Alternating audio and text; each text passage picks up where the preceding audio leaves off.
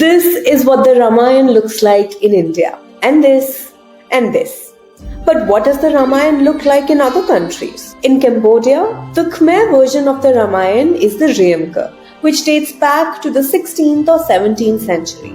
It is the story of Phra Riyam and Nyan Seda and has a lot of Buddhist influences. Even though it is understood that Phra Riyam is an avatar of the god Vishnu, he and others in the story are mortals. Although Riyamka too is a story of good and evil, there are some bits in this tale that are different from the Indian Ramayan. A Cambodian favorite is the encounter between Lord Hanuman and Sowan Macha, Ravan's mermaid daughter.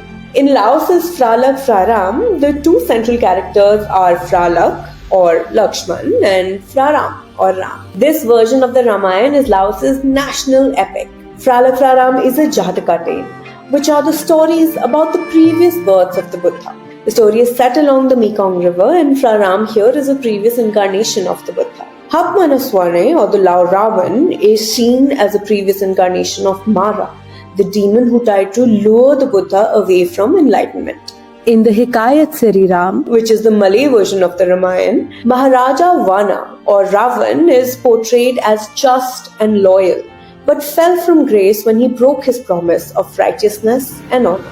This telling of the Ramayan is an amalgamation of several cultural and religious traditions where the deities of Hinduism exist side by side with Allah and Adam. This version sees Sri Ram and Sita Devi, after their fair share of ups and downs, grow old together with children and grandchildren.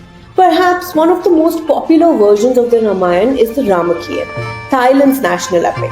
This tale is based in Siam, and the old kingdom of Ayutthaya is, Ayodhya.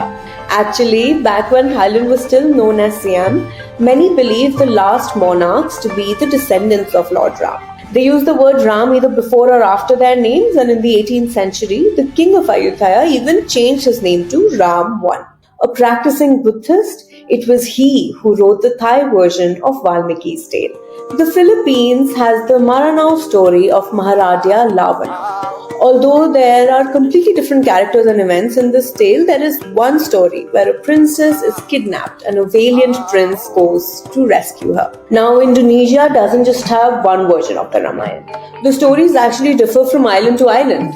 Bali's version is called the Ramakawaka. In the Javanese Kakavin, the first half of the story is similar to that of Valmiki's, but then changes drastically. The Sumatran version is called the Ramayan Swarnadvipa, which might ring some bells for those who have read Amish's Shiva trilogy. In fact, in some Indonesian versions of the Ramayan, Sita is portrayed as daring and fierce, willing to fight the Asuras all on her own. Hobut Sushu and Sambo Ekotoba are the two versions popular in Japan, and Prime Minister Narendra Modi also gave a shout-out to the Japanese animated film Ramayan, The Legend of Prince Ram, made in 1993. Although Sri Lanka is home to the Sanskrit tale of Janaki Haran, modern-day Sinhala Buddhists do not believe in how Ravan was portrayed in the Valmiki classic. Versions of the Ramayana are also popular in Myanmar, China, and Nepal.